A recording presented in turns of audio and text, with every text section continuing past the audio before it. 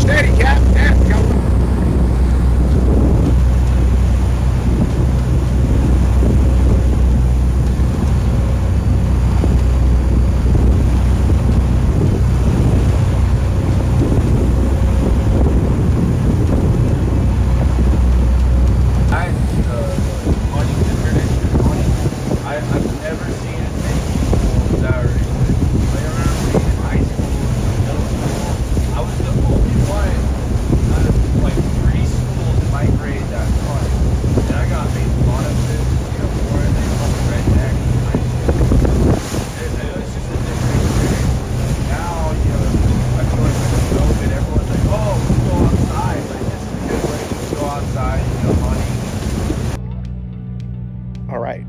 Good morning.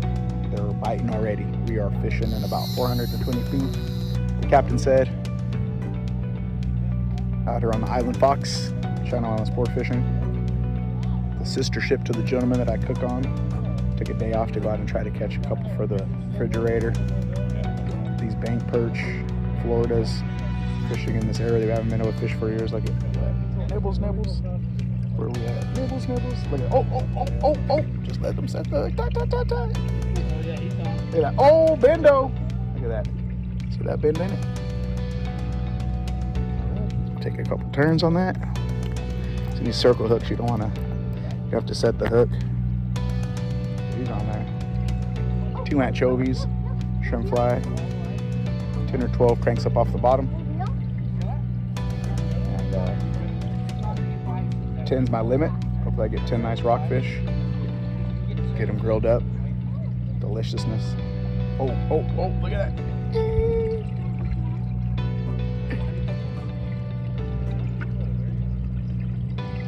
All right, let's go. First drop, the size of that Florida right there. It's got to be a good three pounder. Beautiful fish. See, they don't blow up like some of the other rockfish. They don't get the barrel trauma as bad. See, it's on a little shrimp fly ganyon there. Mimics little shrimp flies, or little shrimps. Saltwater fly.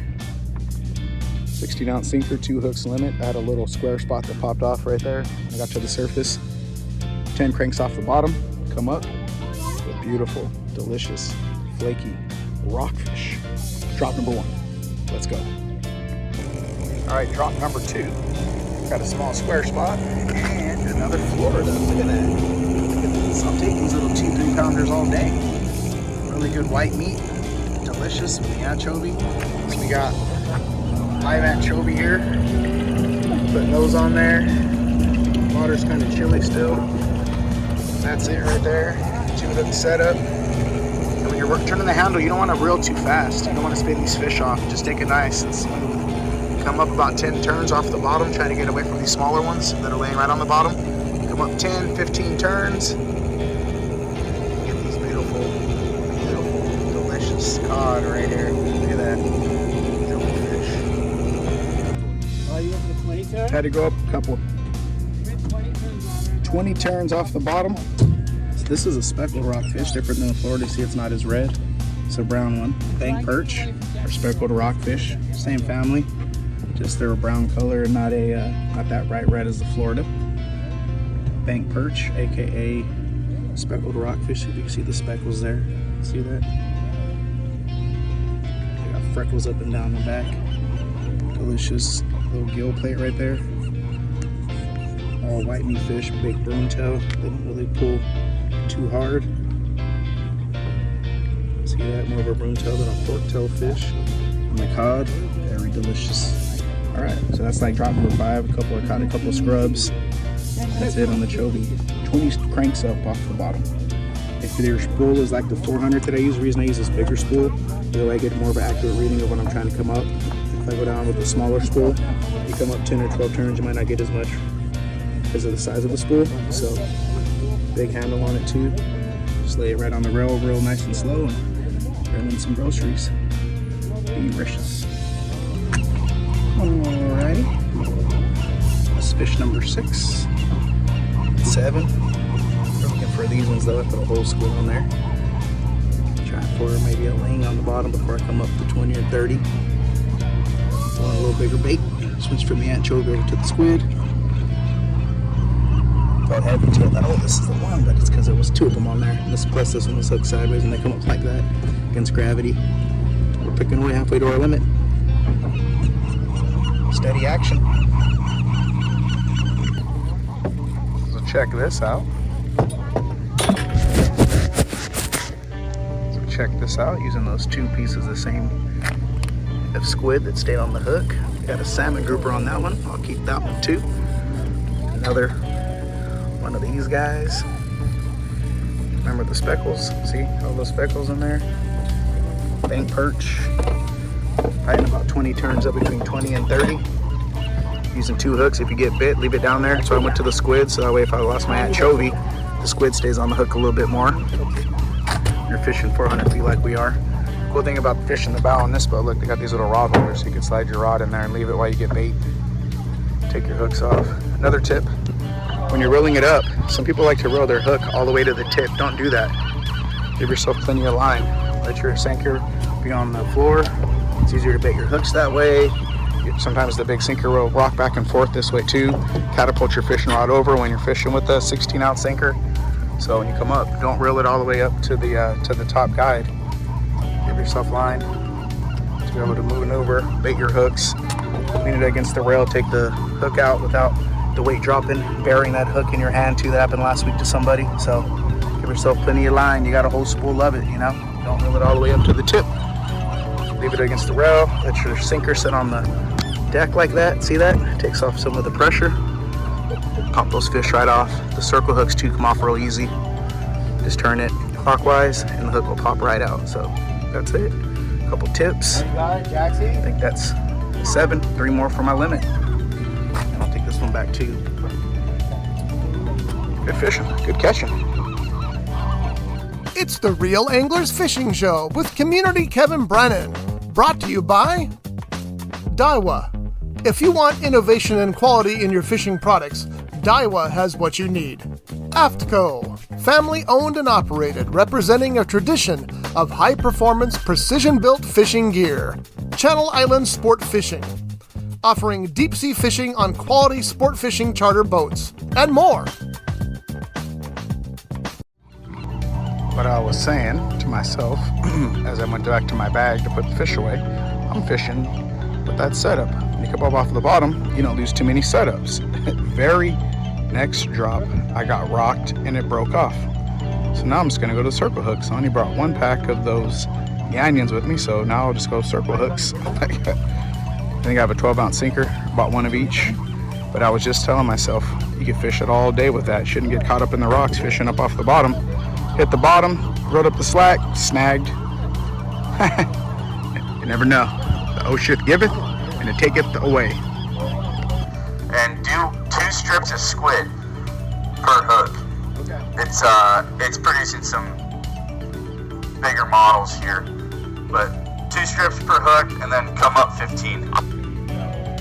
You're the captain. I think balling up that squid on that hook, I think it's just keeping some of the smaller scrubs off, but definitely come up. 15's the number. Cool. So there it is. Since there's not much current, we're actually anchored up. Normally we drift, but you can see we're hanging on the anchor, so we're able to fish both sides of the boat. When we're drifting, we usually just fish one side, and so we don't get caught up with each other in the boat. Turn around, show it to me. Ozzy's got a bunch. Got a whole crew of kids on the boat today for spring break. Full of excitement. But there we are. You heard him say bigger quality, so I'm using the whole squid. Don't tell nobody. And then again, without the current, try this 10-ouncer instead. Yep. There it is there. Beautiful. Drop back down. We've got 7 so far. A couple more to go. All right. Starting to roll up out here with the action. It's about noon. And oh, look, 20 cranks up. Let's see. Oh, with these circle hooks and as deep as we're fishing, you don't have to really set the hook that much weight. Plus, as deep as you are, if you try to set the hook, the monofilament line, this isn't braid, it's gonna stretch and you'll probably move the hook. Oh, see, just let them load up on the circle hook. So I recommend use circle hooks when you come out rock fishing. When the fish tries to swim away with your butt. Look at bendo. Oh, just lift the tip up and you'll watch it just go bendo. look. Can't see what they're into. I don't care how old you get. I don't care. If they see like They'll be acid, like, I oh, just, like, repost. oh, he's on there. He's on there. I'm gonna see you get it. Turn the handle on it. Just come up 3 turns. Yeah. So 10's my limit. I got a few more to catch. And editing up a video. What up? From when we fished out at San Nicolas Island. Today, look. Oh, that bouncing action. Tap-tap-a-roo. Just tap it in. Is that your little bucket? Just tap it in. That's Chubbs from Happy Gilmore Classic. All right, they're biting. Fish all over. Warming up. Flip the bill back. 2 hooks. You let them bite. All right, I gotta go. Just want to show you that. Just let them load up. 2 hooks. Not on this rod. Not on this rod. Look at Ben. See? It's on there. All right. Woo! Good action. Let's go. All right, we got the trifecta of the banky fishes. This is called a widow rockfish. See, it's more of a gray color. These ones go a bit bigger too. Widow, I haven't caught a widow in a while. Widow rockfish. They're in the same kind of category as those bank perch that we're catching in those Floridas. Those gills there on the side. Beautiful fish, man. Looks like a smallmouth bass almost. Side bow, got the goldenness in there. Yeah, I haven't caught one of these in a while. Looking forward to saucing this sucker up. Some chipotle sauce. Just a little squid. But yeah, bank perch, Florida, and now a widow rockfish. You don't catch these in this deeper water. You don't catch this in the shallows under 300. Fishing just over 400 today. I'm excited. I'm happy.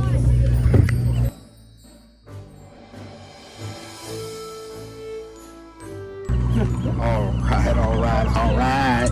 So yeah, these ones get the barrel trauma. Another one of those widows. Yeah, I got 2 today. Fin, big powerful fin. Green tail. Beautiful codfish. And then there's the speckles. So barrel trauma, brought them up kind of fast. Look at that. We're getting these about 20 to 30 cranks up. So you get the bottom with your sinker, turn the handle 20 times, wrap it around. 1, 2, 3. Count them out. At 20. I think that's 8 and 9 right there. Same piece of squid. I'll use it again. Sticks to the hook really good on those circle hooks. Let them load up. Oh yeah, loading up the gunny sack. Beautiful. Tasty. Beautiful fish. Golden eye. Yum. Look at the shoulders on that guy too. Look at that. The size of a dinner plate. These fillets would be beautiful. This guy too. This one. Look at that. Sizzle that up for sizzle. It's the Reel Anglers Fishing Show with Community Kevin Brennan. Brought to you by Daiwa. If you want innovation and quality in your fishing products, Daiwa has what you need. AFTCO, family owned and operated, representing a tradition of high-performance, precision-built fishing gear. Channel Island Sportfishing, offering deep-sea fishing on quality sport fishing charter boats, and more. Alrighty, so that makes 10. It's the smallest one for the day, but that's 10. That's my limit. And can't wait to scarf these down. Reading these for the next week. Part of my nutritional plan. The reason I came out today was to catch some groceries. Being down before Memorial Day, so I have fish every evening. Chicken during the day, my whites. And doesn't get better than grocery shopping. Caught not bought. Here it is there. I'll show you how we cook these up in the Crawdad Cafe back at the house. I'll show you how we do a couple recipes with these. A blackened, sizzled, peppered cod, and chipotle cod with these. So stay tuned. Community Kev, Reel Anglers Fishing Show. Reel Guppy Outdoors. Check it out. CommunityKev.com. Out here today on the Island Fox at a Channel Island Sportfishing. Getting it in. Looking good doing it. I don't fly fish, I fish fly. Anyway, let's go.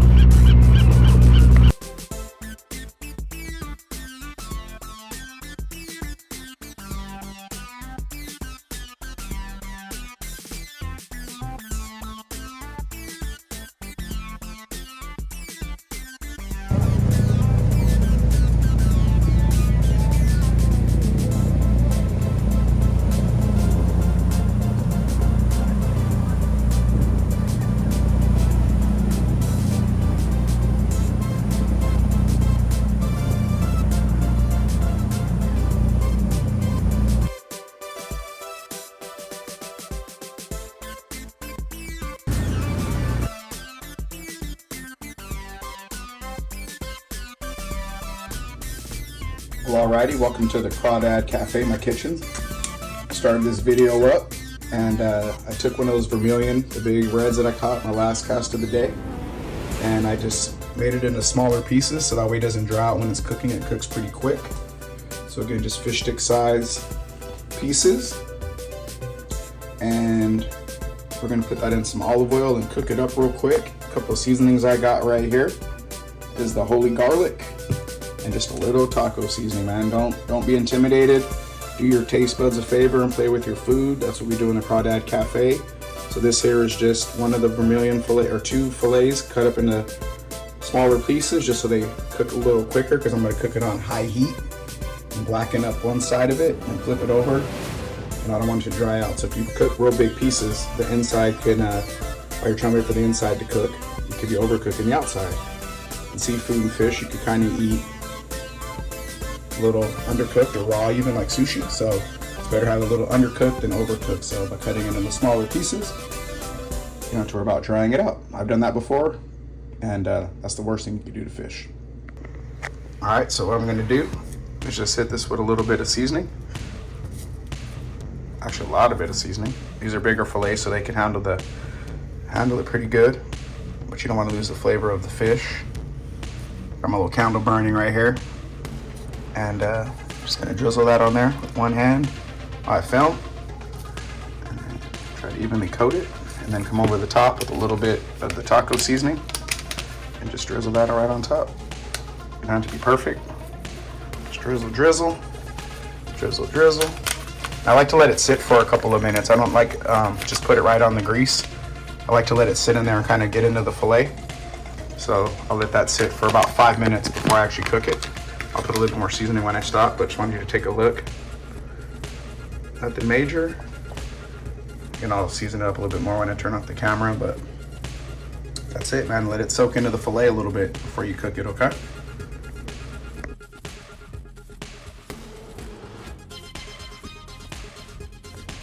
Alright, so here we go. You can see the coloration. So I kind of got light, the taco seasoning is in there. Some spots it's a little lighter. The grease is hot, so what I like to do is I go straight down. See that sizzle? And I put it down because it's gonna blacken it down and let it sit there. Olive oil around the middle. That's straight olive oil. Seasoning side down. Alright, and then what I do, add a little seasoning on this side. This one right here is toasted onion. Just gonna sprinkle some of that on the top. Just like that, see? Some of these pieces are gonna cook quicker than others. That's it right there. Like oil around, different sides of the pan get a little hot. See, it's starting to get white already. We're gonna leave it there and let it get toasted. Put the top on it. Let that cook. All right. So there it is right there. Look at that. Ooh-wee. And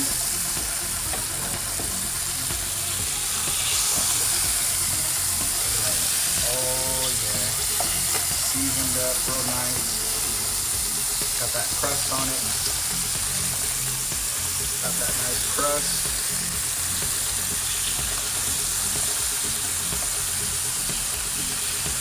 Nice crust on it. That's what happens when you cook it on that high heat like that. Seasoning down, and that should be gone. One-man film crew here, so bear with me.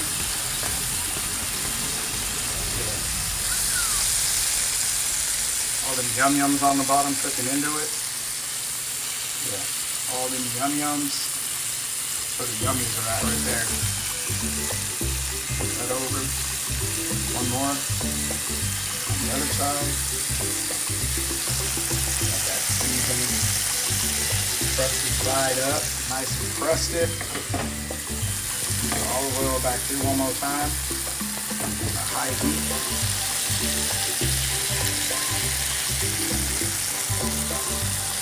What I do is I just turn it off. Assuming it doesn't overcook. Just let the steam cook it for just a few more minutes. And that's it right there. You know what I do while it's finishing up? A little tartar sauce, whatever your favorite is. And then I like to mix some chipotle sauce with it as well. Got some chipotle tartar, just like that. Maybe about 50-50. A couple tablespoons of each. Mix it together.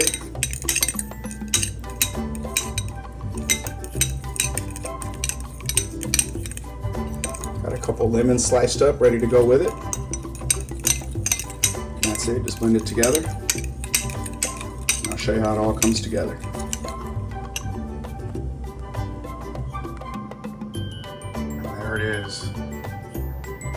That tartar sauce drizzled all over it. Chipotle tartar sauce. Lemon wedges. Delicious, crispy fish. Let me try a little bite of that. Got a little bit more of that tartar sauce. Just gonna put it right there. Show you how simple that was. It probably took all about 20 minutes to prep. Get together. Squeeze some lemon on that mug right there. Look, right there. Oh my goodness.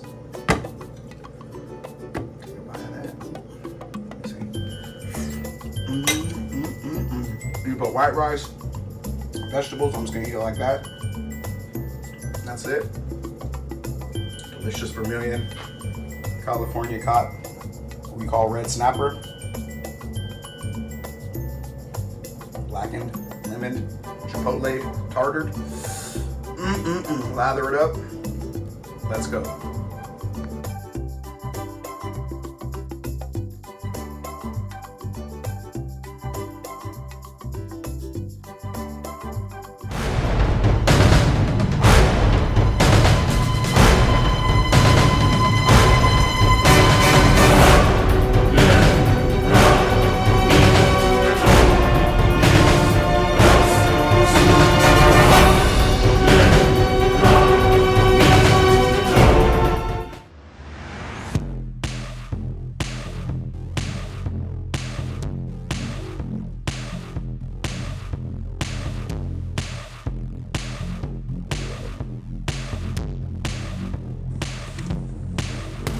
In the handle. Oh my goodness. Good quote.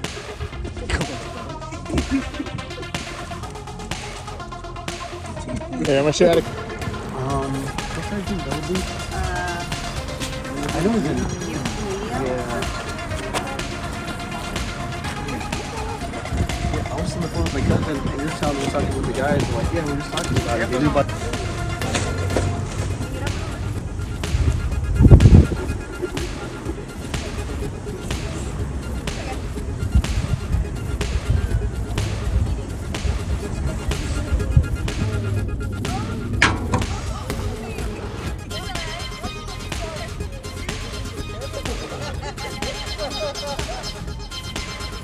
What the heck's going on around here? I got that on video too.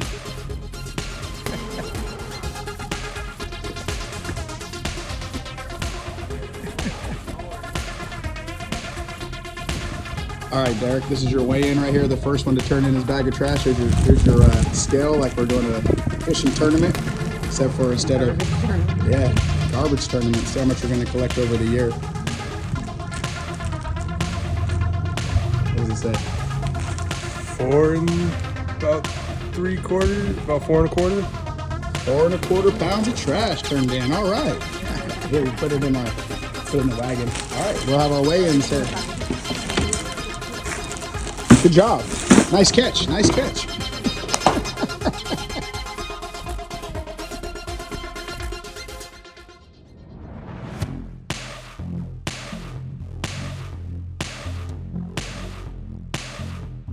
You know, people want to see it happen, but we do have astronauts that are orbiting the Earth in the International Space Station. But throughout the 60-year history of the space program, there have only been about 360 astronauts selected. So it's a very small number, so many thousands and thousands have applied, but it's really the most brilliant and best and most amazing people that have been selected because it's such a small number that can actually be selected and go to space. But you can work for NASA in many, many other capacities. Scientists play a huge role studying space and the Earth. NASA has a huge Earth science component. Engineers building the spacecraft and other instruments that are part of it. People that can do animations. Some of you kids are probably good at doing animations and graphic design. NASA has a lot of need for that kind of stuff. I was a writer and editor. There's legal people. There's all kinds of things. So when you work as a scientist or engineer at NASA building spacecraft,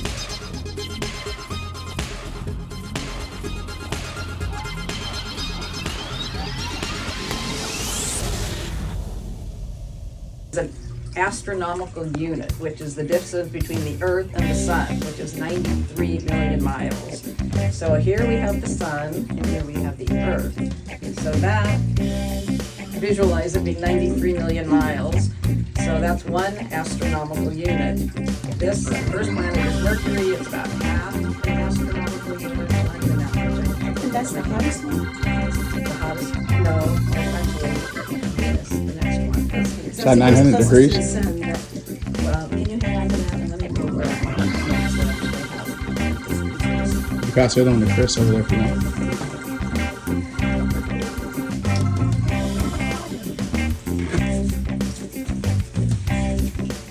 So Venus is like Earth because of its size, what do you mean? Right. They're similar in size. So, yeah, let's do that here. So, Straighten out, Chris. Keep going. Keep going. So Mercury is 0.4 astronomical units, Venus is 0.7, and Earth is 1 astronomical unit, the 93 million miles. So Earth, as it turns out, in our solar system, is the perfect distance for life, because on Venus it would be far, far, far too hot, plus it's a thick, poisonous atmosphere. Mercury clearly is way too hot. But once you get out to Mars, which many people think is about the same size as Earth, and it's not. It's only about half the size of Earth. But Mars is 1.5 astronomical units, so that's like 150 million miles. But it's already far too cold. Wow, so just beyond Earth, it's already too cold. Yeah. So what? That's amazing. So our sun is a star, right? So all the stars that we see in the night sky, NASA is investigating other stars to see how many they can detect that have planets orbiting them, like our star does. And they found many. Most of them are the big gas giant planets. And life can't exist as we know it. There could be some other bizarre forms of life that can live in sulfuric acid or freezing cold temperatures. That was going to be